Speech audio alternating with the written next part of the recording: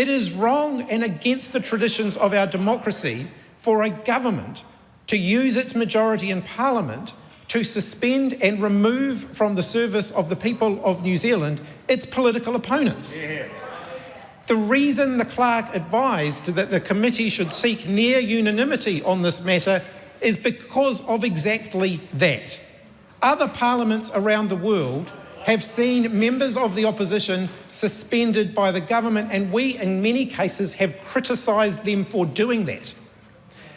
What moral authority will we have to do that again in the future if this House engages in exactly the practice we've criticised other countries for doing? Mr. Speaker, I am not defending the Māori Party, and I'm not saying that their actions should be without sanction. They should be. The motion that we have put forward would see them sanctioned in line with the previous practice of this House, and that would be appropriate.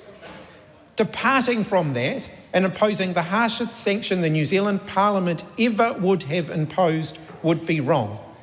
Mr. Speaker, I was absolutely shocked to learn that a member of the Privileges Committee asked about the committee's supposed power to imprison a member of the House. That happens in tin pot dictatorships and banana republics. No member of this House should be inquiring about whether they can imprison a member of their opposition. It is undemocratic and it is wrong, and the fact that the question was even asked is a stain on this House. Yeah. Respect for democracy means respecting the rights of all members of Parliament who are elected by their people to represent them in this House.